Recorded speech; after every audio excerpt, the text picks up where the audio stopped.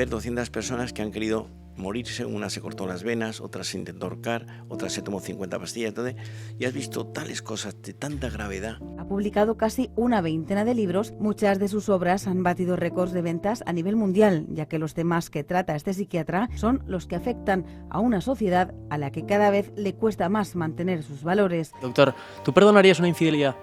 Totalmente. Le quería preguntar si nos podría decir algunos hábitos que ha construido, algunos trucos para mantenerse enamorado toda una vida. El amor te hace libre y te hace esclavo. Fundata enim era suprapetram. El edificio no se derrumbó porque estaba edificado sobre piedra. Hoy vemos muchos amores hechos con materiales de derribo. La colección de reproches debe estar bajo llave. Uf, qué barra. Qué frase, ¿eh? La primera pieza para enamorarse después de la atracción física es la admiración. Cuando tienes a alguien en la cabeza mucho tiempo, es que te estás enamorando de ella. Pero quizás la obsesión también es un poco un peligro.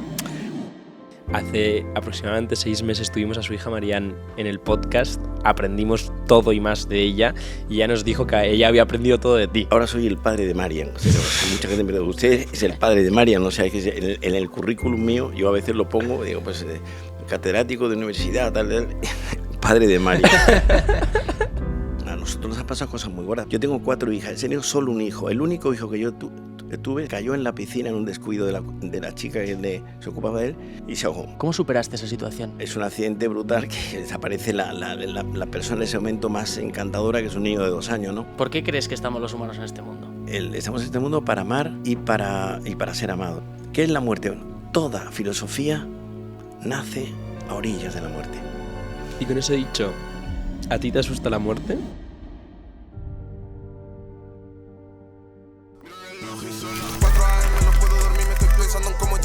Antes muerto que fallarme, tu shorty quiere probarme. Manda nudes pa' que yo la desnude, esperando en las nubes, pillando otro fly. London, Milán, New York y Dubai. Camino no es fácil, pero lo que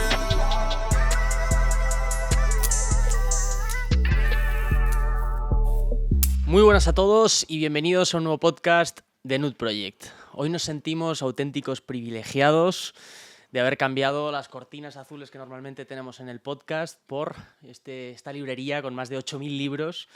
Y es que estamos en el salón de la casa de Enrique Rojas, posiblemente el psiquiatra, uno de los psiquiatras más importantes de nuestro país. Nos hace una ilusión tremenda estar contigo, Enrique, así que muchísimas gracias y bienvenido. Pues encantado de teneros aquí. Nuestra primera pregunta era si usted cree que es necesario el tener un hogar para ser feliz. ¿Es importante el hogar? Bueno, el hogar es la residencia que uno tiene y no solamente es un habitáculo espacial, ¿no? Sino que tiene luego pues una vida, ¿no? Entonces la familia, los hijos constituyen parte fundamental del proyecto de vida, ¿no? Yo suelo decir que una de las piezas claves de la felicidad es el amor y amar es compartir con alguien. Entonces, digamos, este espacio, que esta casa tiene bastantes años y tiene una historia, es decir, cada libro, cada carpeta, cada cosa que hay aquí, pues tiene su propia historia. Pues doctor, yo antes de empezar, si se lo hemos dicho fuera de cámaras también, pero hace aproximadamente 6 meses tuvimos a su hija Marianne en el podcast, aprendimos todo y más de ella y ella nos dijo que ella había aprendido todo de ti. Entonces la ilusión que tenemos al grabar este podcast y más adelante ya hablaremos de Marianne es tremenda. Bueno, yo he sido siempre el marido de Isabel Estapé, que es mi mujer. Mi mujer fue la primera mujer agente de cambio y bolsa de España, cuando no había mujeres en la bolsa, y la primera mujer en la Real Academia de Ciencias Económicas.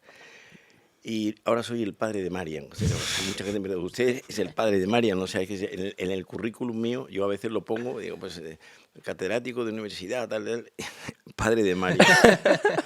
Con mucho orgullo. Bueno, yo recuerdo cuando Marianne tenía 25, 26 años, se sentaba conmigo al lado de mi mesa de despacho y me pregunta, papá, ¿qué es la ansiedad? ¿Qué es la crisis de pánico? ¿Qué es una esquizofrenia? ¿Qué es un trastorno obsesivo compulsivo? Y iba apuntando, María es muy ordenada, trastorno obsesivo compulsivo, TOC, persona que tiene la tendencia a repetir conducta, a lavarse las manos 20 veces al día, ordenar todo de forma enfermiza, ¿no? Iba apuntando, papá, ¿qué es mejor? ¿Qué antidepresivo es mejor? Pues la mayoría de los antidepresivos engordan. En la sociedad actual, la mujer que hoy se lleva es como el Barça Club de Fútbol de hace 2 temporadas, sin delantera, sin defensa y sin centro del campo.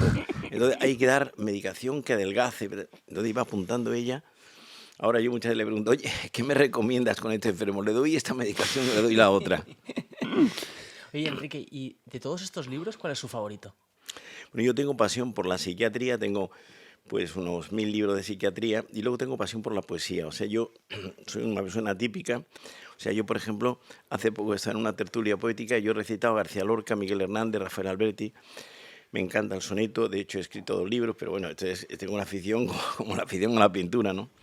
Pero me encanta la poesía. Y luego la psiquiatría, pues a medida que más sabes, pues uno se da cuenta de la ignorancia, ¿no? La psiquiatría hoy es una anécdota que os cuento. Cuando yo tenía 10-12 años, en el colegio, mis compañeros me decían, un comentario, hay que ver, tu padre ser médico de los locos, dedicarse a los locos. Yo, claro, con esa edad decía, mi padre dedicarse a los locos, ¿no?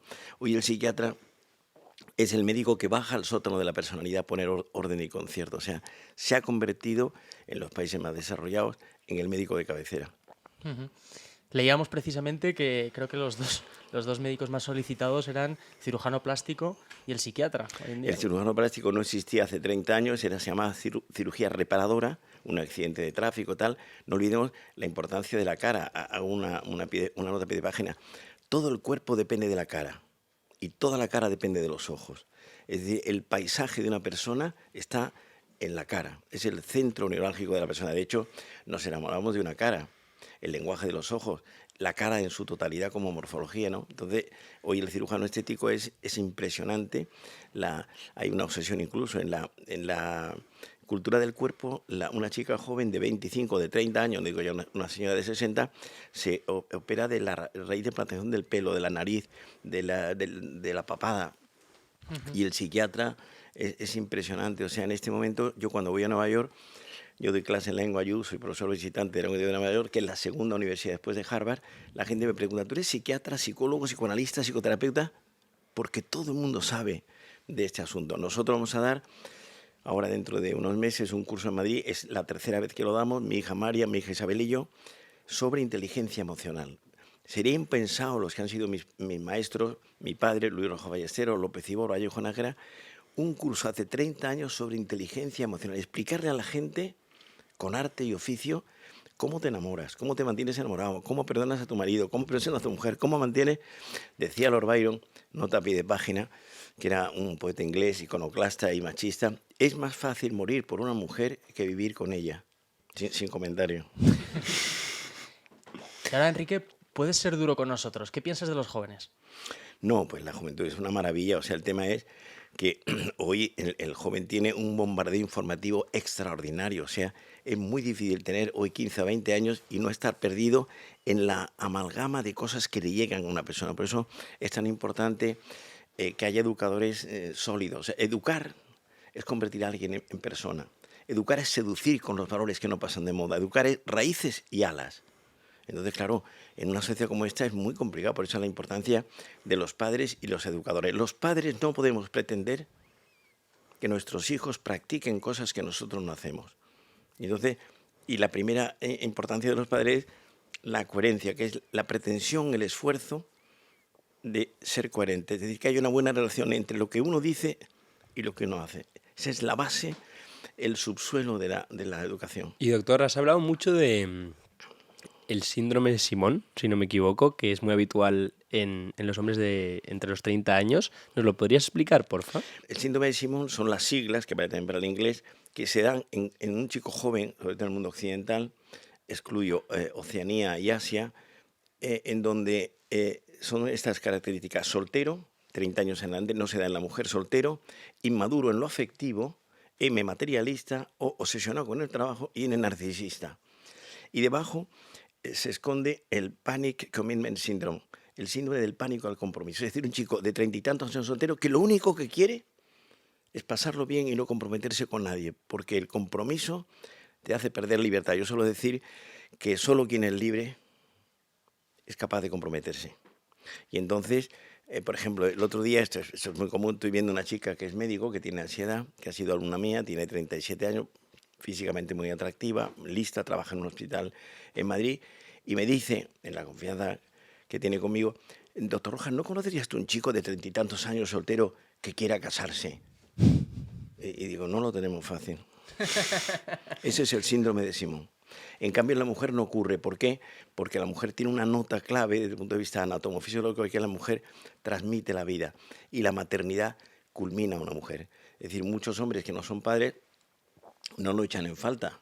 En cambio, la mujer sí. Es decir, digamos, ese sentimiento que tiene que ver con la corporeidad de ella, ¿no? Y hablando de compromiso, Enrique, le hemos escuchado decir que la mayor epidemia en los países ricos no es el estrés, las depresiones ni la ansiedad, sino que es el divorcio. Es impactante, ¿no? O sea, ¿qué es lo que ha ocurrido, no? Lo que ha ocurrido es que el amor tiene un alto porcentaje de artesanía psicológica y no hay amor sin renuncia. Entonces, en una sociedad muy hedonista, el hedonismo, Hedón es el dios del placer en la mitología griega, hedonismo es, hay un fondo hedonista natural que es pasarlo bien, disfrutar de la vida, pero cuando el hedonismo se cuela en exceso, hace que el matrimonio tiene, la vida en pareja, la vida en común tiene un alto porcentaje de renuncia. Y entonces aparece, es impresionante, las crisis de pareja o las parejas de hecho en donde todo está preparado para la ruptura. Entonces yo ahí insisto mucho en varias cosas. Primero, ¿cómo se enamora uno? O sea, vosotros que tenéis 20 y tantos años, pues el hombre se enamora por la vista. Es decir, una chica guapa, un cuerpo esbelto. La primera pieza para enamorarse después de la atracción física es la admiración, que significa, cuando yo admiro a alguien, esto pasa en el mundo universitario, la chica universitaria se enamora del profesor que después de un curso académico lo va viendo, días plomizos, días como hoy de lluvioso, lunes, en fines de semana, ve que el profesor es una persona sólida, compacta, consistente, fuerte, y se enamora del profesor. Entonces, la primera pieza para enamorarse de una persona es la admiración. Y luego, el tener un proyecto en común, diría varios síntomas, ¿no? Un proyecto común que esa persona te ayuda a crecer como ser humano, que cierra las heridas del pasado, te descubre un Mediterráneo en cosas pequeñas, y se va produciendo una amalgama. Ortega, en un libro muy famoso, el padre del pensamiento español del siglo XX, se llama Estudios sobre el amor, dice que enamorarse es obsesionarse con alguien, es decir, no soltar a esa persona del espacio mental. Cervantes, Don Quijote, el Quijote se publica en 1605, la primera edición, la segunda en 1615, Cervantes muere en el 16. Cervantes da una definición del enamoramiento extraordinaria. El Quijote es la Biblia en español, y dice Don Quijote de Dulcinea del Toboso: la dama de mis pensamientos. Cuando tienes a alguien en la cabeza mucho tiempo, es que te estás enamorando de ella. Pero quizás la obsesión también es un poco un peligro. Bueno, es que parte del enamoramiento es obsesión. Otra cosa es la obsesión enfermiza, ¿no? Hay dos tipos de obsesiones, nos vamos del tema. La obsesión externa, que se llama TOC, T-O-C, trastorno obsesivo compulsivo, que son conductas repetitivas que no se pueden frenar. Por ejemplo, pues una persona que se lava las manos demasiadas veces, pues 30 veces al día, y cada vez 10 o 15 minutos. Hay una liturgia en el lavatorio de manos. Yo en el plano del amor me refería. Claro. Y las obsesiones internas, que son quedarse atrapado en algún pensamiento negativo del pasado. En el enamoramiento lo que pasa es que esa persona ocupa el espacio mental de una forma extraordinaria, ¿no? Y lo que es importante es acertar en la relación afectiva. Es decir, de las cosas más laboriosas e importantes es dar con la persona adecuada. ¿Por qué? Porque si te equivocas en la relación afectiva, lo pagas durante muchos años. Otra pregunta. El mundo del amor, ¿no? Es ciertamente fácil enamorarse, pero lo que es un reto, o al menos para mí con 24 años lo parece, es el estar toda una vida enamorado de una persona. Usted, que es un gran ejemplo de ello, le quería preguntar si nos podría decir algunos hábitos que ha construido, algunos trucos para mantenerse enamorado toda una vida. Bueno, yo creo que primero tener claro que el amor es un proyecto con otra persona, y entonces es fácil enamorarse y es complejo mantenerse enamorado. Y ahí significa tener lo que llama Goleman la inteligencia emocional, que es el arte y el oficio de mezclar los instrumentos de la razón y las herramientas sentimentales. Y entonces, y es un aprendizaje gradual. Por ejemplo, hace poco me preguntaban, con motivo del libro mío ese que acabo de sacar, Comprender tus emociones, 2 periodistas de Antena 3 hicieron una entrevista y me preguntaban sobre el tema, ¿no? Y en un momento dado, una de ellas, las chicas jóvenes como de vuestra edad más o menos, me dice doctor, 3 consejos para una pareja con dificultades. 3. Y yo dije, el que no tiene dificultades conyugales o está soltero o está viudo. Y dice una de las periodistas, o miente. 3 consejos. Primero, Evitar discusiones innecesarias. En las parejas que funcionan bien se discute muy poco.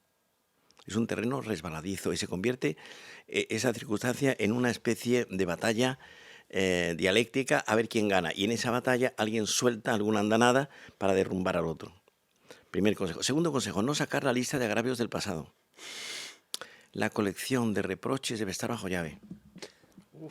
Qué barra. Qué frase, Y esto significa, el amor tiene un alto porcentaje de perdón. O sea, hay un binomio que me encanta hablar de él, perdón y olvido. Dice, yo perdono pero no olvido. No, eso no es nada. Es decir, perdón y olvido es un binomio sólido, compacto, consistente, indica categoría personal. La felicidad, lo he dicho en alguna ocasión, consiste en tener buena salud y mala memoria. Tercero, aprender a darle a las cosas que nos pasan la importancia que tienen. Es decir, muchas veces en la pareja, lo que llaman los ingleses misunderstanding, malos entendidos, etcétera, se convierten en dramas. Entonces, relativizar. ¿Cómo se hace eso? ¿Cómo se relativiza?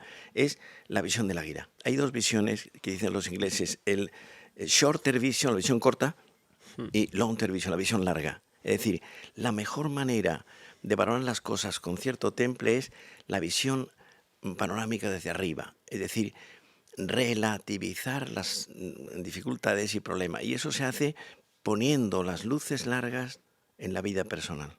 No es fácil tener tanta perspectiva. Está claro, nosotros se lo explicamos a la gente, como dicen los latinos, fortiter in re, suaviter in modo, con sencillez, pero con claridad, o sea, es positiva. Es decir, por eso el amor es un reto. Dice, fijaros si esto es importante, me voy ahora al siglo XII, un poeta español del siglo XII, Ibengas de Córdoba, en un texto ontológico, El collar de la paloma, tengo ahí su libro, es extraordinario, dice, siglo XII, corazón que no quiera sufrir dolores, pase la vida libre de amores.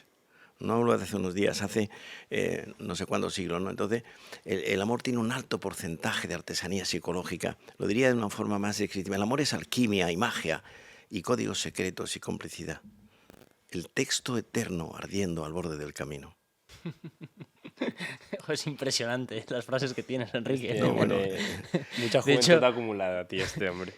Nos pasó que preparándonos para la entrevista, escuchándonos algunas de sus conferencias, bueno, tus conferencias, ya le voy a tutear que nos ha dejado antes, decía que la cultura, ¿cómo era la cultura? Convertir cualquier cosa en una pirueta inteligente. Y yo me quedaba diciendo, no puede ser. ¿Esto de dónde lo has sacado? Bueno, mi hija Isabel, mi hija María y yo hablamos mucho de la importancia de tomar nota en una conferencia. Por ejemplo, en el curso pasado en el día 20 de abril de este 2024, dimos un curso de inteligencia emocional en el Teatro Príncipe Pío. Y por indicación de mis dos hijas, la gente que venía a la conferencia, eran 1.500 personas, al recoger el ticket de entrada se les daba una libreta y un bolígrafo. ¿Por qué? Mi hija Marian dice que existe esto lo dice María, esto existe, lo dicen los neurobiólogos, existe un territorio del cerebro que se llama la zona prefrontal, que es la zona que discrimina la información que te llega. Entonces, si tú apuntas, si tú tomas nota, eso va a la atención de ese centro y de ahí se almacena en un territorio del cerebro que se llama la zona de la memoria, que es un caballito pequeño en donde se ordenan las informaciones que llegan de una forma extraña. Os cuento una anécdota. Hace poco estoy en la Sinagoga de Madrid. Yo siempre llevo, desde hace 30 años, una cosa para anotar. Siempre. Y voy a la sinagoga, era una fiesta especial que se llama el Bas Mitzvah, que es el paso de la adolescencia a la pubertad, y sale el rabino de la Sinagoga de Madrid, Benito Garzón, que ya se ha jubilado, y empieza a decir, hoy que es un día tan especial, voy a citar un texto del siglo XII, que es el Talmud, de tradiciones hebreas. Y yo saco y empiezo a apuntar, y dice el rabino, el hombre fuerte, yo iba apuntando, el hombre fuerte es el que gobierna sus pasiones. El hombre rico es el que está contento con lo que tiene. El hombre sabio es el que aprende de todos con amor. Y el hombre honrado es el que trata a todos con dignidad. El único de la sinagoga que tomaba nota era yo apuntando. Llegué a mi casa y digo, esto me lo aprendo yo en una semana. Claro. O sea, la memoria es un músculo que se trabaja. De no tomar nota de nada, pues las cosas desaparecen por el bombardeo informativo que tenemos todos, ¿no? Entonces, en el curso de inteligencia emocional, yo veía a la gente iba tomando nota. Por ejemplo, yo en ese curso, avisarme porque yo, si no me dirigí, yo me voy de aquí para allá. Tranquilo, tú estás en tu momento. En ese curso, la primera conferencia la di yo, y era las leyes del amor. Entonces, la gente dice, pero en el amor existen leyes, existe la ley de la gravedad en la física, todo cuerpo suspendido en el espacio cae por su propio peso, la ley de la fusión de los cuerpos, y iba explicando principales leyes. Yo veía a la gente tomando nota en la libreta que le habíamos dado. Primera ley del amor. Para estar bien con alguien hace falta estar primero bien con uno mismo. Y estaba explicando que muchas crisis de pareja no son tales, sino que es que hay una persona que no está bien y no está preparada para amar. Y entonces, segunda ley del amor. Uno ama como ha sido amado. Es como un boomerang. Entonces, y aquí hay una observación que es interesante. En las familias donde ha habido una relación afectiva positiva, dice una hija, yo quiero parecerme a mi madre, cómo ha sido ella. Y el hijo dice, me parece a mi padre. Pero hay una nota interesante que es, hay dos tipos de aprendizaje en esta segunda ley. El aprendizaje por imitación, copio, y el aprendizaje por contraste, que no es tan bueno, pero es importante. Que dice alguien, he aprendido de mi padre cómo no se debe tratar a una mujer. Ya. Tercera ley del amor. El amor es un trabajo de artesanía psicológica, en donde tú tienes que conocer las características del otro. Y lo importante es darle a la otra persona lo que ella quiere que tú le des, no lo que tú crees en general, ¿no? Son cosas. Cuarta ley. El amor es una tetralogía. Es decir, el amor de la pareja, el amor conyugal, tiene 4 notas que se hospedan, residen, habitan en su seno. 4. El amor es un sentimiento. Y entonces, cuando te enamoras, es que enamorarse es decirle a alguien, no entiendo la vida sin ti. Eres parte fundamental de mi proyecto. En segundo lugar, el amor es un acto de la voluntad, que es la determinación de trabajar el amor elegido. En los amores inmaduros, la voluntad brilla por su ausencia, se evapora. Y en los amores fuertes, la voluntad está ahí, corrijo defectos míos, pequeños o grandes, que le afectan al otro. Tercero, el amor es un acto de la inteligencia. La inteligencia es, en latín la palabra significa intus legere. La inteligencia es capacidad de síntesis, saber distinguir lo accesorio de lo fundamental. Y entonces metes en la cabeza, sin que pierda frescura y lozanía ese amor. Y en cuarto lugar, el amor tiene una nota espiritual. Dice Lope de Vega en un poema muy famoso, volé tan alto, que le di a la caza alcance. Es decir, entonces son 4 elementos fundamentales. Y yo cuando escucho todo esto digo, joder, suena todo muy bien. En la teoría es que es impoluta, ¿no? Porque es que, además como la describes tú, tienes un talento espectacular. Después, el traer toda esa teoría a la práctica, en su caso, ¿cómo de fácil ha sido? En plan, tú cuando de repente tienes un problema con tu mujer, te vas a la libreta y vas a revisar los apuntes y tal, y dices, buf, voy a controlarme, ¿o cómo funciona? Bueno, yo he tenido mucha suerte. Yo llevo casado 41 años con mi mujer. Enhorabuena. Y yo recuerdo, cuando yo tenía 28, 29 años, yo he sido siempre lo que se llamaba entonces esa palabra desapareció un poco. Yo era muy empollón. O sea, yo era en el curso mío de 500 alumnos que estábamos en medicina, yo era el tercero. Había 2 que eran más estudiosos que yo, sacaban mejores notas, ¿no? Yo recuerdo que yo siempre he sido una persona, tímida, retraída, con muy poca velocidad y con muy poco gancho, porque todo era estudiar. Y entonces recuerdo que con 27, 28, 29 años, yo tengo 5 hermanas, una de mis hermanas me dijo, bueno, tú tendrás un día que salir con una chica, había tenido alguna amiga, pero nada. Me acuerdo un día, una señora, amiga mía, que tenía una hermana, me dijo, quiero que salgas con mi hermana, ¿qué tal? Y que es espectacular de guapa. Digo, pues encantado, le invito a cenar. Y recuerdo, fui a cenar con ella, duró 2 horas la cena, no había leído un libro en su vida, solo se preocupaba de la belleza externa, físicamente era muy atractiva y por dentro estaba vacía. Entonces cuando llegué en la cena, esta señora que sigo siendo amigo suyo, me dijo, ¿qué tal mi hermana? Digo, mira, espectacular de guapa, pero ella necesita otro hombre distinto de mi persona. Y luego recuerdo cuando yo empecé a salir con mi mujer, pues me sorprendió mucho porque yo le llevo 11 años, ¿no? Y mi mujer es lo contrario que yo, es muy rápida, hace 4 cosas a la vez, va a 100 por hora, yo hago una sola cosa, pienso cuando tengo que hacer la siguiente, y hay un juego complementario. Entonces digo, qué suerte he tenido yo de dar con esta mujer. Y la primera vez que yo oí hablar de ella fue porque una compañera suya, ella preparaba oposiciones, me dijo, entre la gente que prepara oposiciones con nosotros aparece una chica que se llama Isabel Estape que va con tu libro. Y dije, por favor, yo había publicado 2 libros en ese momento, os invito a cenar a las 2, el sábado próximo. Y me fui a cenar con la otra, y claro, la otra la invité a que después del postre se fuera, y salí con mi mujer, y yo pensé, digo, qué barbaridad, porque además ella es de Barcelona. Yo tengo un defecto de fábrica, que soy andaluz, que dicen que en Andalucía nadie ha trabajado nunca, ¿no? Y luego, pues una gran compenetración, es decir, es un argumento común. Yo digo, la suerte que yo he tenido, lo digo estando ella delante y estando ella ausente, de haber estado con mi mujer, ¿no? Y luego, pues hay de eso, pues, perdón, olvido. A nosotros nos han pasado cosas muy gordas. Por ejemplo, yo tengo 4 hijas, he tenido solo un hijo. El único hijo que yo tuve, se llama como yo, Enrique, cayó en la piscina en un descuido de la chica que se ocupaba de él y se ahogó. Entonces, bueno, o sea, eso que cuenta ahora en un minuto, mi mujer estuvo un año llorando, ¿no? ¿Cómo superaste esa situación? Bueno, o sea, no se entiende porque la gente es un accidente brutal, que desaparece la persona en ese momento más encantadora, que es un niño de 2 años, ¿no?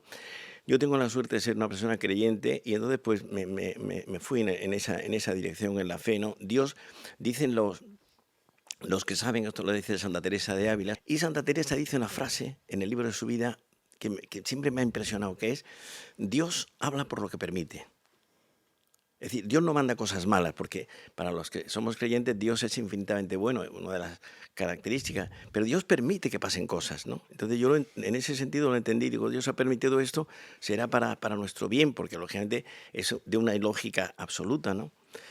Y fue el gran palo de nuestra vida, ¿no? Y luego yo, por ejemplo, que quería ser, pues yo soy premio extraordinario del doctorado en medicina, yo tardé en ser catedrático 4 veces, o sea, me suspendieron 3, teniendo yo un currículum bastante bueno, porque entre otras cosas no había hecho otra cosa que estudiar y publicar, ¿no? Y entonces ahí entra una nota que yo os dejaría caer, que esto, lo que te ayuda a crecer como persona son las derrotas. Si aprendes las lecciones que éstas te traen. No sé si me entendéis. Es decir, la gente piensa en la brillantez del éxito de tal. Yo eso lo he visto, por ejemplo, mi hija Marian, en tercero de medicina, la suspendió un profesor, que también de cuyo nombre no quiero acordarme, que era un catedrático de anatomía patológica, y la suspendió. Y yo fui a verle, la suspendió 3 veces. Y entonces, nos hablamos de usted, los 2 catedráticos, y me dijo, bueno, usted, es que mi hija está muy afectada porque se ha suspendido por 3ª vez, y me dijo, su hija nunca llegará a nada porque no sabe de anatomía y patología, que es lo más importante del mundo. Yo cuando salí de allí dije, este hombre no está bien de la cabeza, a pesar de ser catedrático, ¿no? Y mi hija se tuvo que cambiar de universidad, se fue a la Universidad de Navarra, que fue una cosa importantísima, y fue un cambio total. Entonces me acuerdo que cuando ella estaba ya en 4º y 5º, me dijo, papá, qué gran cosa que yo me fuera de la universidad con este profesor. Digo, mira, dicen los clásicos, omnia in bonum. Para los que saben, omnia in bonum, todo es para bien. Entonces le dimos la vuelta al argumento de ese suspendo que ya le afectó muchísimo, ¿no? Vale, doctor, un tema que es, creo que bastante relevante para la gente de nuestra generación, y quiero saber tu opinión, ¿vale? A ver. Esto es el tema de la poligamia, ¿no? Que yo creo, yo cada vez me encuentro con más chicas o con más gente que hablo que casi indican que ya lo natural de nuestra generación es el poner los cuernos, es el ser infiel. Bueno, estamos en una sociedad muy decadente. O sea, yo soy muy optimista porque esta sociedad es una sociedad de contrastes. Es decir, primero, nunca hemos tenido los avances que hemos tenido en este momento. Varios ejemplos. En 1910, 1915, la expectativa de vida estaba en 60 años. Se decía, el anciano de 60 años, tal, hoy está en 90. Los avances médicos, los avances tecnológicos, el móvil ha revolucionado la sociedad. Yo he estado hace poco en Tokio, 15 horas de Madrid, tomando un vino del año que nacisteis vosotros, un vino joven, oyendo a Beethoven, a Mozart, a Brahms, o sea, unos avances técnicos y al mismo tiempo el hombre perdido. No olvidéis, esta es una decadencia casi como la del Imperio Romano, la que estamos viviendo ahora, en lo psicológico. En el Imperio Romano, esto que contáis vosotros, ocurría incluso más. En los grandes banquetes, la gente iba a vomitar para seguir comiendo. La sexualidad era una pieza de recambio. Fijaros hoy lo que ha ocurrido con la sexualidad. La mujer se convierte en objeto, usar y tirar. Y entonces esta es una sociedad que una paradoja impresionante. O sea, cómo hemos avanzado, qué maravilla la técnica, el ser humano perdido, porque la fidelidad es una nota importante, la fidelidad es parte del amor. Entonces yo soy fiel aunque esté a 1000 kilómetros donde está mi novia, porque es un concepto interior de gran categoría. Pero doctor, si el amor es algo tan emocional, no es un vínculo tan profundo, y quizás en este caso el ser infiel o el sexo es algo más físico, ¿no? Que quizás no tiene por qué tener ese vínculo emocional, ¿es incorrecto el ser infiel? ¿Por qué? Porque el amor auténtico, el amor de más categoría, trae como consecuencia fundamental, como un elemento añadido al mismo, el corresponder a la otra persona de forma adecuada. Si no, se produce un mundo roto, sin leyes, que es lo que ocurre ahora tantas veces. Y entonces da lugar, pues esto que está ocurriendo, es decir, no hay limitaciones, ¿no? O sea, todos tenemos limitaciones en esta vida. O sea, la libertad absoluta y total del ser humano, libertad con minúscula, conduce al caos. Y doctor, ¿tú perdonarías una infidelidad? Totalmente, porque yo me creo capaz, yo no lo digo como falsa humildad, me creo capaz de cualquier cosa porque soy una persona débil. Lo que pasa es que tengo, o sea, hay una idea que es proteger el amor elegido. Voy a contar una anécdota clínica de hace poco. Estoy viendo, como os decía antes, los psiquiatras, además de médicos, nos hemos convertido en consultores. Viene un señor a la consulta, 57 años, casado, y me dice, bueno, yo no sé, doctor Rojas, si tú eres la persona adecuada para verme a mí en lo que me pasa. Pero bueno, he leído algún libro tuyo, tengo artículos tuyos de la prensa, yo escribo en ABC de Madrid. Y me dice, digo, bueno, ¿qué te pasa? Cuando viene una persona por primera vez a nuestra consulta, le preguntamos 3 cosas. 3. ¿Qué te pasa? ¿Por qué vienes? ¿Desde cuándo? ¿Y a qué lo atribuye? Y me dice, bueno, a mí me pasa lo siguiente, yo últimamente estoy un poco confuso, no sé qué hacer porque yo tengo 57 años, tengo 3 hijos, llevo con mi mujer casado pues unos 20 años, y ha aparecido una chica en el bufete nuestro, somos 50 y tantos abogados, que preparaba oposiciones a notarías y las ha dejado, tiene 30 años menos que yo, 27, y ha aparecido cerca empezó en otra parte del despacho y ha aterrizado a mi lado. Es una chica físicamente muy mona, muy guapa, va con un cuaderno apuntando todo lo que yo digo y está todo el día, al principio me llamaba don fulano, luego me llamaba de usted, ahora me llama de tú, y lleva 3 meses y yo estoy todo el día con ella, estoy fascinado. De tal manera estoy fascinado que me levanto por la mañana cuando tengo que ir y pienso en ella. Entonces, algún día hemos terminado la actividad tarde, he mirado el reloj, tú no has cenado, me he ido a cenar con ella, doctor Rojas, ¿me sigue? Digo, perfectamente. Algún día la he besado, nos hemos abrazado, doctor Rojas, ¿el tema es grave? Digo, el tema es muy grave. Porque no estás protegiendo el amor elegido. Y entonces es un bombón, es un pastel que te han puesto en serie y tienes que saber gestionarlo. Entonces, una ley importante es proteger el amor elegido. Y eso tiene que ver con lo que antes decíamos, la fidelidad. ¿Eso está hoy de moda? No, porque se lleva a lo contrario, que hay 2 notas en la sociedad actual que son muy importantes y me gustaría que las tuvierais en vuestra mente, que son la permisividad y el relativismo. La permisividad es que todo está permitido. No hay frontera. Y el relativismo no existe, dicen los que siguen esta línea, no existe una verdad sólida y compacta sobre el ser humano. Todo depende en última instancia de la óptica. Para mí, dice uno, la infidelidad no es tal porque yo soy infiel corporalmente, tengo relaciones íntimas con otra persona que no es la mía, pero mi cabeza está con ella. Digo, hombre, por favor, no te mientas a ti mismo. Y siguiendo con el resto de notas para alcanzar la felicidad, hablemos de la amistad. ¿Por qué son tan importantes los amigos? Dice Sancho Panza en Las bodas de Camacho, amigo que no da y cuchillo que no corta, aunque se pierda no importa. Entonces, la amistad significa varias cosas. La amistad se hace de confidencias y se deshace con indiscreciones. Entonces, ¿qué es la felicidad? Voy a daros 2 definiciones. La primera, la felicidad puntual y la felicidad estructural. La felicidad consiste en estar bien, contento con uno mismo, sería la definición, digamos, básica, ¿no? Felicidad puntual. Felices Navidades, felices fiestas, feliz fin de semana. Momentos importantes. Lo decía Horacio, un poeta del siglo I de nuestra era. Carpe diem. Aprovecha el momento, vive el instante. Entonces, por lo tanto, felicidad puntual. Y felicidad estructural, que es aquella que explora, escruta, observa, capta, registra un balance existencial. Arqueo de caja. Y significa que yo estoy contento con mi proyecto de vida de acuerdo con lo que diseñé. Y en ese proyecto están el amor, la pieza clave, lo que el ser humano necesita: amor, trabajo, cultura y amistad. Por lo tanto, y al mismo tiempo, nota a pie de página, la felicidad absoluta se da en el otro barrio. Nosotros tenemos que aspirar a una felicidad relativa. ¿Por qué? Pues por la fragilidad del ser humano. ¿Y cómo entiendes la cultura y por qué es tan importante dentro de este esquema?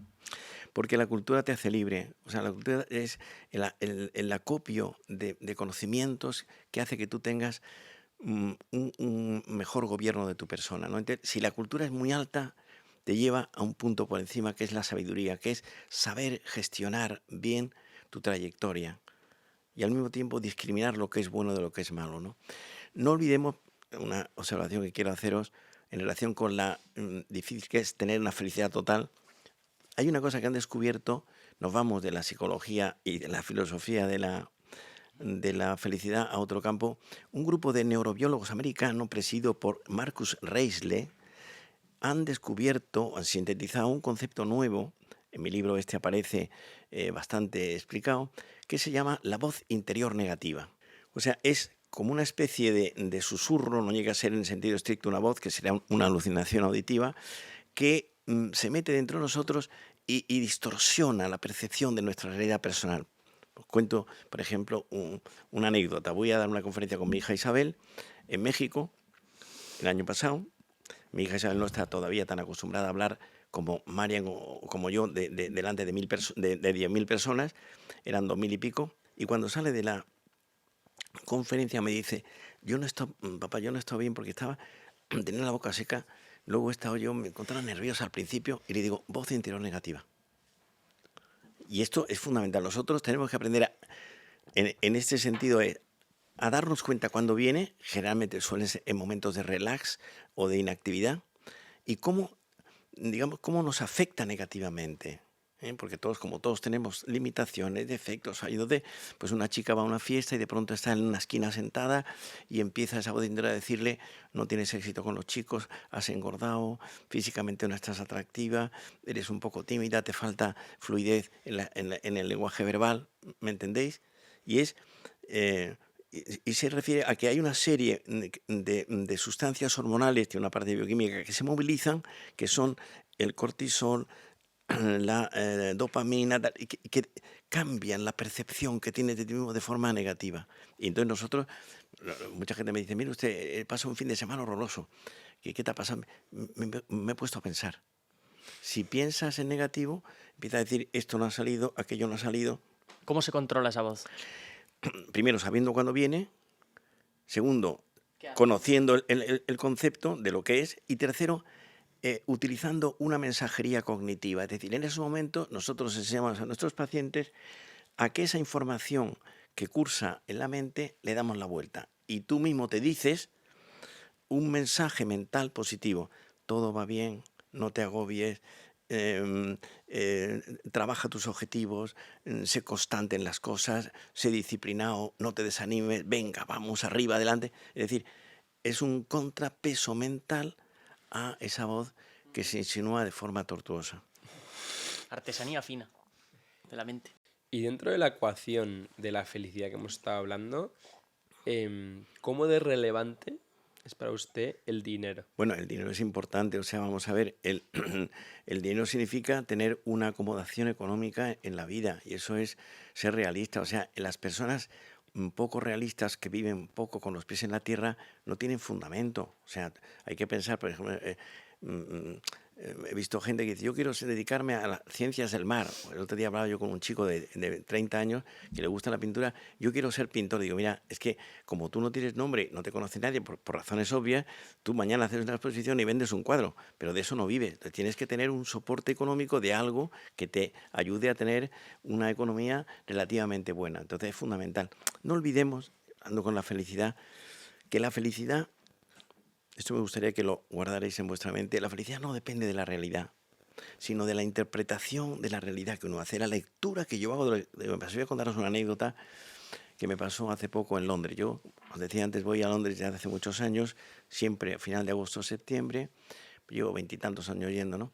Y la anécdota es la siguiente: voy a dar clase en la universidad, yo me quedo en el barrio de Hampstead, al norte de Londres, cerca de una zona, yo en Madrid no cojo el metro, pero en Londres sí, de la boca del metro de Finchley Road, y cojo el autobús que va, estos autobuses londinenses de rojos de 2 pisos, cojo un lunes por la mañana, 8 y pico, y el conductor de autobuses, que era de color, va entre cantando y silbando. Y yo cuando subo al autobús me digo, bueno, ¿cuánta gente conozco yo en Madrid que a las 8 de la mañana vaya entre cantando y silbando? Entonces me quedo hablando con él, hacía las 2 funciones de cobrar y conducir, y le digo, ¿está usted muy contento? ¿Are you very happy? Me dice, estoy muy contento. Y le digo, ¿por qué? Dice, pues me encanta Londres, hacía un día plomizo, me encanta Londres, me gusta mi trabajo, me encanta conducir por Londres, vivo cerca de aquí, en el condado de Kent, a 1 hora y media, y me gusta mi trabajo. Entonces yo pensaba, este señor no tiene 2 móviles, no trabaja en un banco importantísimo, está en un gran bufete, no, trabaja de conductor de autobús, es decir, la capacidad para ver siempre el lado bueno de nosotros. ¿Me explico? Y esta es una óptica muy importante, es decir, ser capaz de valorar lo que uno tiene de forma posible. Es otro arte de la contemplación de uno mismo. Lo que sabes que estamos pecando es que no tenemos libreta y boli como nos ha dicho el doctor, tío. No, pero yo me lo voy a escuchar 50 veces este podcast después, ya, así para que no se me escape ningún concepto. ¿Y qué dirías, Enrique, a una persona que se considera inteligente y que piensa, ya, pero creo que esto es incluso un problema porque veo que hay gente que igual es más ignorante, pero creo que es más feliz. Y igual la inteligencia es un problema. ¿Crees que podría ser un problema para la felicidad y que hay gente que igual es más ignorante y es más feliz? Vamos a ver, es que la felicidad depende mucho del nivel que tú tengas. O sea, piensa, por ejemplo, si tú a una persona, perdonar que se llame, Ecuador tiene un 10% de gente analfabeta todavía, el país que acabo de regresar. Entonces, es como, hay un vino que se llama, en España, vino peleón, que es un vino generalmente de la Mancha, que te tomas 2 copas y te peleas con el que está enfrente. Pero existe un vino que es el Vega Sicilia en España, o el Range de Penfolds en Australia, es decir, vinos extraordinarios. Entonces, yo prefiero tomar un vino bueno, un vaso, que 5 del otro, que me enfado con el que tengo al lado. Entonces, esto es lo mismo, el mismo nivel de la felicidad. Es decir, para mí la felicidad consiste, pues, por ejemplo, yo en esta zona en que estoy, pues un sábado estoy oyendo música, Beethoven, Mozart, Brahms, Tchaikovsky, Borodín, Shostakovich, y estoy leyendo un buen libro, y estoy tomándome una copa de vino, y yo digo, bueno, ¿qué me falta a mí? Una copa de vino, oyendo, tengo 4 altavoces aquí. Oye, entonces, coges a una persona que no le interesa la música clásica y dice, qué horror. Entonces, depende de tu nivel, ¿no? Entrando ahora en el mundo de la psiquiatría, de todos los casos que has tenido, ¿cuál ha sido el más complicado? ¿El que más te ha costado resolver? Es muy difícil porque yo hice mi tesis doctoral con mi padre, Luis Rojas Ballesteros, y con el doctor López Cibor, y estudié 213 intentos de suicidio no consumados. O sea, gente con la que luego pude hablar y hice un protocolo de investigación. Entonces, ver 200 personas que han querido morirse, una se cortó las venas, otra se intentó ahorcar, otra se tomó 50 pastillas. Entonces, y has visto tales cosas de tanta gravedad. Entonces, pues tienes inteligencia, podría dar una definición de inteligencia en relación con esta. Inteligencia es la capacidad, es una definición entre muchas. Inteligencia es la capacidad para manejar información remota e información reciente y dar respuestas eficaces que se ajustan a la realidad. Entonces, cuando yo veo una persona que tiene ideas y o tendencias autolesivas, toda la información que digo lo ingreso. porque no me fío que en un descuido se tire por la ventana, se corte las venas, ¿no? Entonces son casos muy fuertes. Y luego, por ejemplo, en el pasado, en la época, por ejemplo, de mi padre o del doctor Vallejo Nájera, yo no recuerdo que se hablara de crisis de pareja. No existía. Hoy, una de las especialidades, hay 2 personas con las que he estado yo, son 2 americanos de Washington, Gottman y Silver, que dirigen el Observatorio de Conducta Conyugal de Washington. O sea, dedicados solo a este tema. Voy a contar una anécdota en este sentido muy divertida que me pasó la primera vez que yo fui a Nueva York a dar clase en la NYU. La NYU tiene un hospital muy importante en Nueva York, que es el Bellevue, que está en la calle 27, esquina de la Primera Avenida. Y la primera vez que yo fui, el catedrático de psiquiatría, y era el director, me preguntó: ¿usted a qué se dedica? ¿Cuál es su especialidad? Claro, yo no sabía, digo, ¿a qué le digo yo a este hombre? Porque allí es todo, la gente está dedicada a la punta del micrófono, a la esquina, solo la parte... Y le dije: me dedico a las depresiones. Y me dijo escandalizado: pero a todas. Dije: bueno, no, hombre, a las depresiones del adulto. Y me dijo: pero a todas las del adulto. Y días más tarde, estando en el comedor de invitados, le pregunté: profesor, ¿cuál es su fellowship? ¿Cuál es la tecla que usted más toca? Y me dijo: yo me dedico a tratar solo psiquiatras neuróticos. Y le dije yo: pero todos. Es decir, encontrar psiquiatras neuróticos en algunos países es bastante normal. Puede dar una pastilla estupenda, pero él no está bien. Por eso mucha gente lo dice en el lenguaje coloquial. Dice: oye, preséntame un psiquiatra en Barcelona, en Zaragoza, o por ejemplo, otros que tienen mucha relación en México, que sea un psiquiatra sensato. ¿Y un psiquiatra podría tratarse a sí mismo? En general, si uno tiene, porque claro, un dermatólogo puede tener una erupción cutánea. Un psiquiatra puede tener una depresión, puede tener ansiedad. Entonces, yo creo que es bueno que uno, por supuesto, uno a sí mismo se puede tratar, pero es siempre conveniente buscar a alguien que haya confianza. No olvidemos que la psiquiatría es una cierta rama de la amistad. Es decir, la relación con el psiquiatra es tan cercana, por eso nosotros tenemos un problema de que del paciente se adhiere a uno. O sea, yo me quedo asombrado la relación tan cercana de amistad, de confidencia, de cercanía. Y esto hace que yo, por ejemplo, muchos días, nosotros los martes en el Instituto Rojas AP tenemos consulta de 10 de la mañana a 10 de la noche. Yo muchos días cuando vuelvo un martes a mi casa, me dice: mujer, ¿qué tal? Y digo: ¿qué quieres que te diga? Estoy reventado, ¿no? Me tomo ceno y me voy a la cama, porque es la cantidad de imágenes superpuestas que han pasado en mi cabeza durante esas 12 horas, no hay palabras, ¿no? Yeah. Me imagino. Doctor, ¿diferencia, que creo que es una duda que se puede hacer mucha gente, entre psicólogo y psiquiatra? La diferencia fundamental, primero, medicina, son 6 años de carrera y 4 de especialidad para ser psiquiatra. En psicología son 4 o 5 años, depende de los lugares, y 1 año de especialidad, ¿no? Y luego la diferencia fundamental, es decir, la notarial, es que el psiquiatra, al ser médico, da medicación. Y el psicólogo no. O sea, tú piensas, una persona que tiene una crisis de pánico, no le dices: oye, no te preocupes que no pasa nada, ¿no? Esa persona está ahogándose, no respira bien, tiene hipersudoración, taquicardia, pellizco gástrico, dificultad respiratoria, necesita una medicación. El psicólogo no se la puede dar, porque no sabe psicofarmacología. Nosotros estudiamos todo lo que es los procesos neurofisiológicos. Pensar, por ejemplo, una de las cosas más importantes es la utilización de la medicina, de la medicación. Nosotros utilizamos 5 vías de administración: la vía oral, por boca, la vía endovenosa, la vía intramuscular, la vía nasal y la vía subcutánea. Por ejemplo, ahora se ha puesto de moda la ketamina, que es un antidepresivo moderno que se ha utilizado inicialmente en los caballos cuando tenían fuertes dolores. Se ha utilizado en el mundo de la medicina animal. Es un potente analgésico y un elevador del estado de ánimo extraordinario. Bueno, y se da vía nasal en forma de spray. Tiene efectos secundarios porque produce en momentos distorsión de la percepción de la realidad, ¿no? Entonces, bueno, pues nosotros la medicina, la psiquiatría avanza muchísimo. O sea. Y dentro del mundo de la medicación nos llamaba mucho la atención. Habíamos leído que 1 de cada 4 españoles toma somníferos, antidepresivos o ansiolíticos. ¿Esto te parece mucho? Bueno, no solo los españoles, digo, en la Unión Europea. O sea, yo, por ejemplo, en Madrid, si tú preguntas yo tengo 2 farmacias cerca de nuestro instituto y muchas veces, ahora ya no, ¿por qué? Pero le pregunto a la farmacéutica: ¿qué tal? ¿Cómo? Y me dice: doctor Rojas, lo que más vendemos nosotros, ansiolíticos, psicorelajantes, inductores del sueño, tranquilizantes. ¿Te parece mucho? Bueno, no me extraña tal y como está la sociedad. Hay que pensar, la sociedad está en un cambio permanente. O sea, hemos cambiado más en 20 años que en un siglo. Y entonces, y esto se tiene que notar en algo. Pensar en este momento, por ejemplo, en el mundo de la droga. O sea, ¿por qué se venden las drogas? ¿Por qué? O sea, yo tenía una experiencia reciente en la presentación de este libro mío. Cuando yo estaba firmando ejemplares, al final de la exposición, este libro lo presentó Ángel Expósito, un periodista muy conocido de la COPE, y mi hija Isabel, psicóloga. Y cuando yo estaba firmando ejemplares a la salida, me dice una señora mexicana, que es amiga mía, que vive en Madrid, está Felipe Calderón, el presidente, en la cola.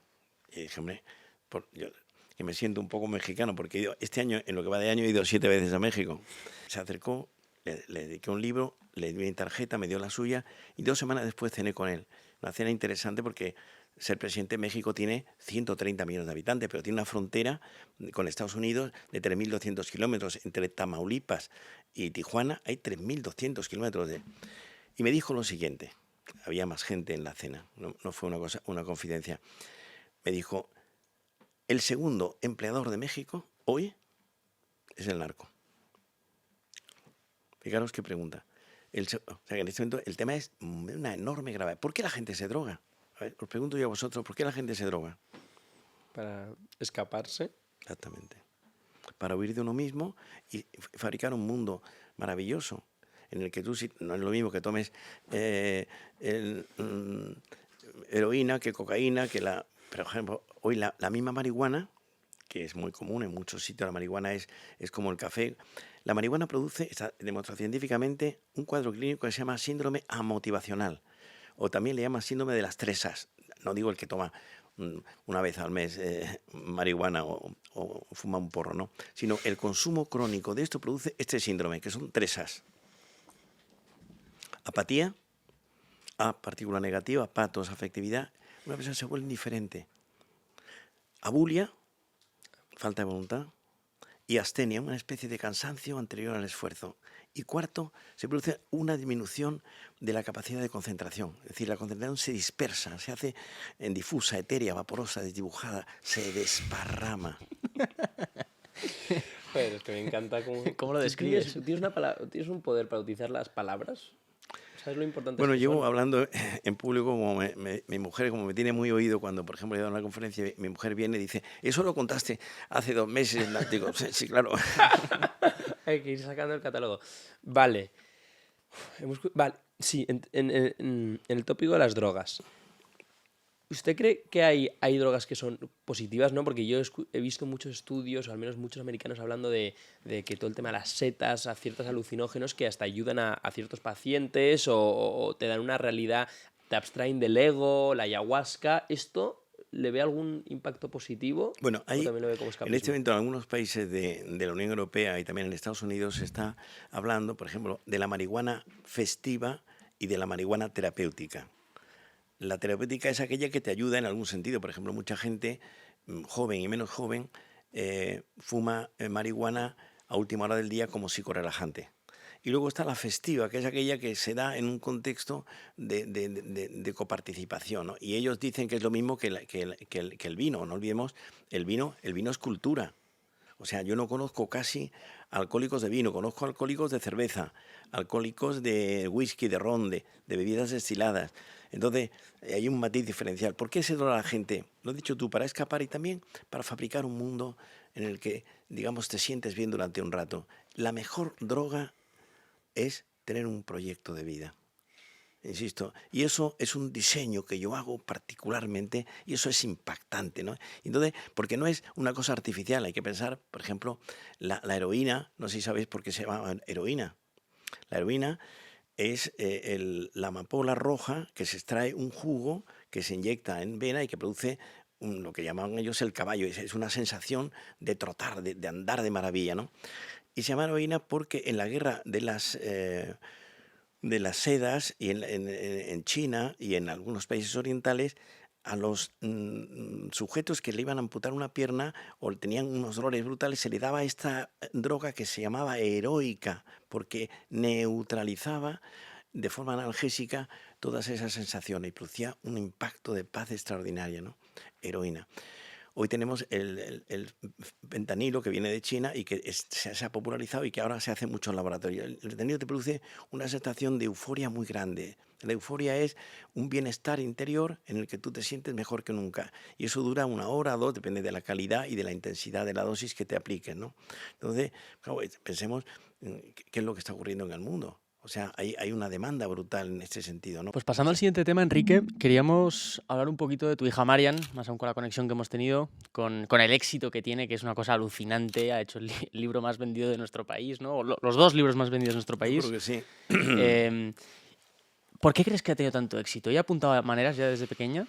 Sí, o sea, yo recuerdo una anécdota que le pasó a ella estudiando medicina, que fue con mi mujer a una cosa de la bolsa, y entonces le dijo mi mujer, espérate aquí, te dejo con estos señores y tal, que tengo una reunión muy importante. Y entonces, cuando volvió mi mujer de esa hora y pico que estaba en una reunión, mi hija Marian, con 20, 21 años, estaba hablando con la gente. Digo, ¿tú cómo eres tu personalidad? ¿Qué quitaría de tu forma de ser? ¿Estás contento contigo? ¿Tienes ansiedad? ¿Has momentos de tristeza? Es decir, siempre ha tenido esa vocación. Yo recuerdo cuando yo estudiaba 4 años de medicina, me dijo, papá, yo iba a ser psiquiatra como tú. Y luego tiene una cosa muy importante que es facilidad de comunicación. Es decir, la comunicación es saber llegar al otro quitando, digamos, todo lo que es el excesivo tecnicismo. O sea, Marian ha llevado la psiquiatría a la calle y lo ha llevado con sencillez. Al mismo tiempo, mi hija Marian, pues no se da importancia de nada. Ella cuenta siempre una anécdota que le pasó, ella vive aquí al lado, en que le pasó estando un día en su casa, bajó a dejar unas cosas en el cubo de la basura y el basurero, el señor encargado de las basuras, pues le dijo, ¿tú eres Marian Rojas Estapé? Y dijo, sí, pero hombre, yo.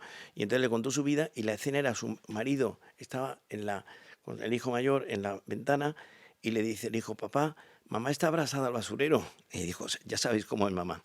Entonces, hablando con el basurero, hubo una sintonía entre los dos y el otro le contó su vida en la puerta, serían las 11 de la noche, en la puerta de la casa. Es decir, cercanía, proximidad, lenguaje sencillo, ¿no?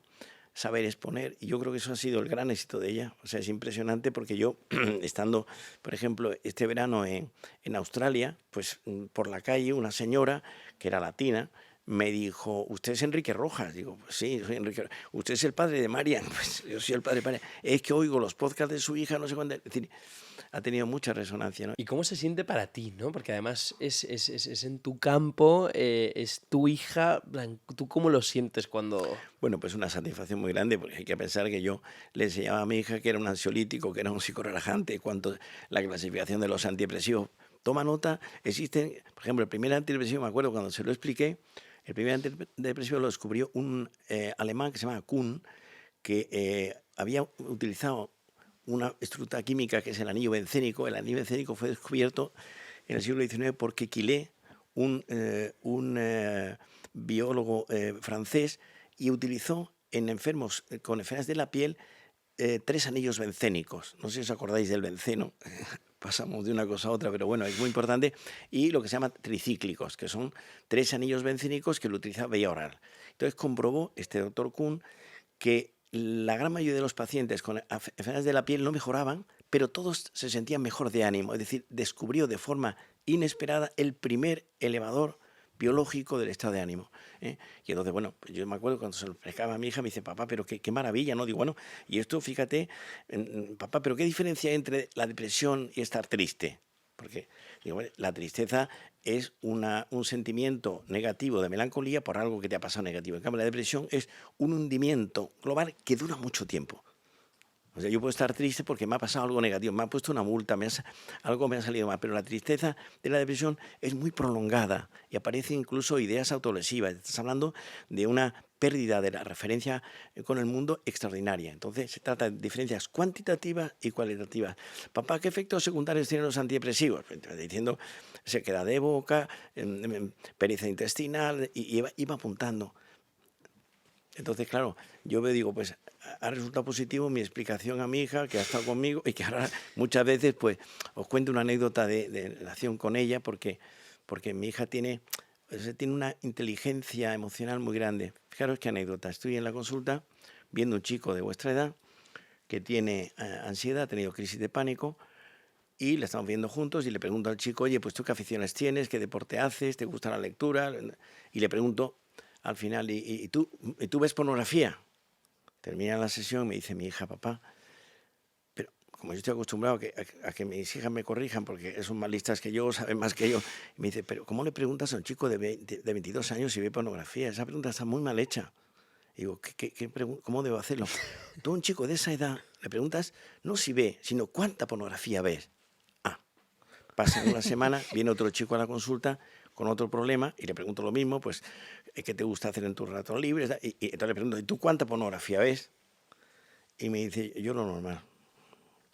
Y digo, ¿y qué es lo normal? Dice, pues todos los días un rato y luego el fin de semana 2 o 3 horas.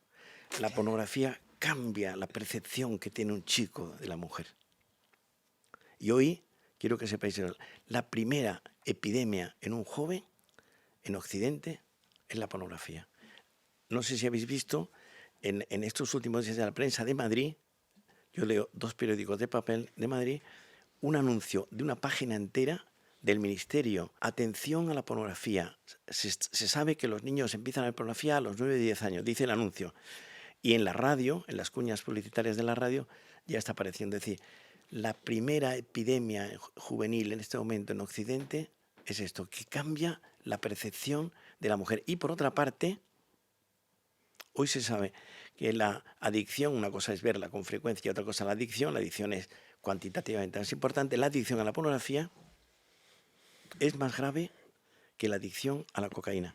Actúa sobre un circuito del cerebro que cuando una persona deja de ver pornografía durante un par de días, tiene sensaciones parecidas al síndrome de abstinencia.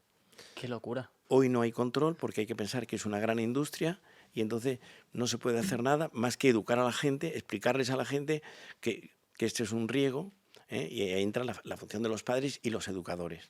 ¿Y si la pornografía, o al menos al ritmo que la consumimos hoy en día, es mala, la masturbación también lo es? Vamos a ver, es que pornografía y masturbación forman un binomio. O sea, en el pasado, cuando no había la industria pornográfica, la pornografía era un almacén, un archivo de percepciones en la imaginación. Entonces, dabas piedra a eso y había la masturbación. ¿La masturbación qué significa? Lo ideal es que lo fundamental es que la sexualidad sea una sexualidad con amor comprometido. Es decir, que yo tengo relaciones sexuales con el que hay un amor comprometido. Si no es el amor a ti mismo. Si no es, fijaros lo que dice, si no es un uso de la mujer como objeto. Es decir, en esta sociedad en la que estamos, con tantas cosas buenas, yo soy positivo, la mujer está utilizada como objeto. Esto es terrible. Cuando la sexualidad es una cosa sana, siempre que haya amor. Es decir, la sexualidad sin amor es una sexualidad rebajada. Y entonces, bueno, me voy a la realidad en este momento del mundo. Ahora, Enrique, hemos hablado de tu hija, pero queríamos preguntarte por tu padre, por Luis Rojas Ballesteros. ¿Qué es lo más importante que te enseñó? Bueno, mi padre mi padre fue decano de la Facultad de Medicina de Granada, donde él estuvo, luego fue vicerrector, y entonces me ha impresionado mucho porque mi padre era un hombre muy sensato, muy sólido. Mi padre había estudiado en Alemania, en Berlín y en Múnich. Yo no sé alemán, o sea, toda la psiquiatría de la época de mi padre era una psiquiatría germánica. Y era un hombre muy sólido, muy estable, un hombre muy comprensivo. Yo soy el 6º de 7 hermanos, ¿no? Mi padre tuvo también la suerte, la misma que he tenido yo, de dar con una mujer como mi madre, que era una fuera de serie. Mi madre no era universitaria, pero sabía alemán y francés en aquella época. La mujer no entra a la Universidad Española hasta el año 50 y tantos. O sea, había ese concepto, ¿no? Y luego un hombre del que yo aprendí mucho, el saber estar, el saber funcionar, era muy templado, era muy equilibrado. Y si pudieras hablar ahora con tu padre, ¿qué le dirías? Bueno, le daría las gracias por lo que hizo por mí, por mis hermanos. Hay que pensar que yo tengo otra hermana que es psiquiatra, mi hermana Cristina. O sea, los 2 más pequeños de la casa seguimos a mi padre, mientras que los demás ninguno. Hay que pensar que en aquella época el psiquiatra era un médico muy raro. De hecho, mi padre cuando vino de Alemania puso una placa que ponía Luis Rojas Ballesteros, psiquiatra con P, y la gente se preguntaba, ¿es enfermedades de la piel? Psiquiatra. Entonces cambió el letrero, es una anécdota, tiene su gracia, y puso enfermedades del sistema nervioso. De hecho, en Andalucía, todavía, quizá hoy ya no, pero hasta hace muy poco, se decía, yo, por ejemplo, mucha gente de la Andalucía profunda me dice, pues usted es médico de los nervios. O sea, eso se dice, por ejemplo, también en Extremadura, médico de los nervios, ¿no? El psiquiatra es el médico de la conducta. Pues hablamos ahora de la muerte. ¿Por qué crees que estamos los humanos en este mundo? Estamos en este mundo para amar y para ser amados. Yo diría que es la gran definición. ¿Qué es la muerte? Bueno, toda filosofía nace a orillas de la muerte. Cuando yo me muera, esta biblioteca, pues, yo no me llevo nada. O sea, bueno, me llevo lo que haya hecho por los demás. Pero no me llevo esta casa, yo tengo un coche normalito, pero entre otras cosas, yo siempre me llevan, ¿no? Soy un conductor de tercera división. Entonces, no te llevas nada, ¿no? Y fíjate, cuando alguien cercano se muere, el padre, la madre, un hermano, tal, empiezas a pensar. ¿Y cómo lo superas? Bueno, Imagínate que alguien incluso no es creyente. ¿Cómo supera una pues situación en la explicarle a que esa un persona no familiar... creyente que tiene una limitación. Eso es como, y es la limitación porque la vida no se acaba aquí solamente, ¿no? Eso, la Madre Teresa de Calcuta contaba una anécdota, ¿no? Cuando estuvo aquí, una de las últimas veces en el Palacio de Congresos y Exposiciones, le preguntó, doña Sofía de Grecia, la reina emérita, le preguntó, Madre Teresa, ¿usted es feliz? Y dijo, yo, ¿cómo no sé si lo tengo todo? Y yo, ¿pero qué es lo que tiene? Usted dice, yo, el único deseo mío es ayudar a los demás. Entonces, el sentido, lo he dicho antes, ¿no? Los grados de libertad crecen en nosotros cuando hacemos el bien a los demás en lo que uno buenamente pueda. O sea, y ese concepto te da alas, ¿no? Y con eso dicho, ¿a ti te asusta la muerte? No. Tengo una gran paz y cuando Dios quiera, y me gustaría prepararme para el examen final, porque o sea, hay que pensar lo que significa desde el punto de vista del concepto cristiano. Una nota a pie de página. Europa tiene 3 raíces. 3. Europa nace en 3 colinas. La primera colina donde nace Europa es en la Acrópolis, en Grecia, y ahí nace el pensamiento. Sócrates, Platón, Aristóteles. La segunda colina donde nace Europa es en Roma, en el Capitolio, y ahí nace el derecho y la justicia. Y la tercera colina es el Gólgota, en Jerusalén, y ahí nace el cristianismo. Europa debe ser, si es auténtica, griega, romana y cristiana. Si Europa pierde eso, se evapora, que es lo que, por desgracia, pasa en muchos momentos. Se está discutiendo en este momento este tercer concepto, el concepto cristiano, cuando uno viaja por Europa y lo que ve son cruces, catedrales, el románico, el gótico, el mudéjar, Entonces, si perdemos ese sentido, el hombre está a la deriva. Y por tu trabajo, seguro que has acompañado a mucha gente que estaba cerca del morir. ¿Qué piensa la gente cuando se acerca ese momento? O sea, te voy a contar una anécdota que me da un poco cosa contarla, pero la voy a contar. Estoy en la consulta, me dice una de las secretarias, doctor, llama a una señora que quiere despedirse de usted, pero no me entera bien si es que está aquí o está fuera de Madrid. Me acerco al teléfono y es una chica joven de 30 y tantos años que he visto en la consulta. Me dice, doctor, soy la hija de fulanita de tal, mi madre se muere. Y mi madre, usted ha sido el médico de ella durante muchos años y quiere que usted vaya a despedirse de ella. Y le digo, bueno, pues voy a buscar y en unos días voy a verla. Me dice, no, es que dice el médico que es cuestión de horas. Y digo, bueno, pues mañana. Ella me lo ha pedido. Dile al doctor que venga a despedirse de mí. Entonces, llego a su casa, está sentada en la cama, lógicamente ya el pelo blanco, pues sabe un poco de aspecto, un poco decrépita. Y me dice, doctor, gracias por haber venido. Es que me muero, me voy de este mundo al otro. Llevo unos días muy angustiada, no respiro bien. ¿Cómo va a ser la agonía? ¿Se para el corazón de pronto? ¿Qué voy a sentir yo? He dicho que es como un túnel que te encuentras. Tú conoces mi personalidad y digo, bueno, fulanita, tú eres creyente y eres... Sí, pero estoy con mucha ansiedad. Y no sé si me das una pastilla. Me siento en la cama al lado de ella. Estaban las 2 hijas alrededor. Le cojo la mano y le digo, repite conmigo lo que te voy a decir ahora. Y no sé por qué, tengo esta cosa mía de mi cabeza, que le doy una tecla y me cuelo por un pasillo y le digo, repite conmigo lo que te voy a decir ahora. Señor, en tus manos abandono lo pasado, lo presente y lo futuro. Y ella va repitiendo conmigo. Abandono lo pequeño y lo grande, lo poco y lo mucho, lo temporal y lo eterno. Iba repitiendo conmigo. Señor, abandono el presente a tu amor, el pasado a tu misericordia y el futuro a tu providencia. Iba repitiendo. Señor, me abandono en ti, confío en ti, descanso en ti.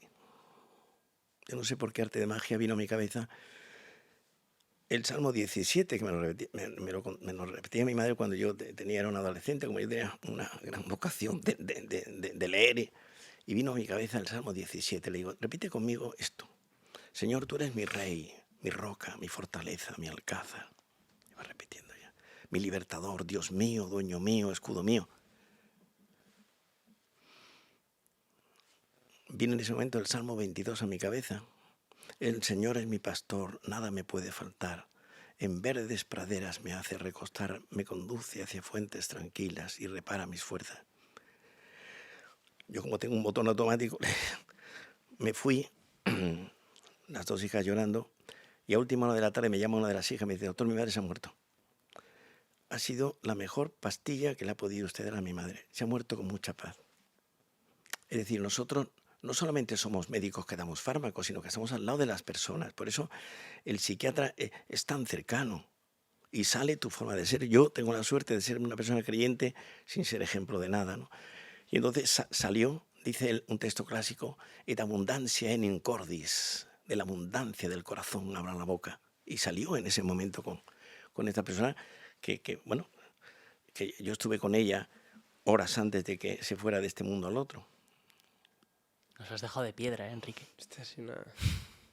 ¿Qué crees que generó eso en la persona? Era una abundancia, pero era una aceptación de la situación. Bueno, ¿no? es que la muerte tiene un fondo dramático, o sea, que te vas de este mundo al otro.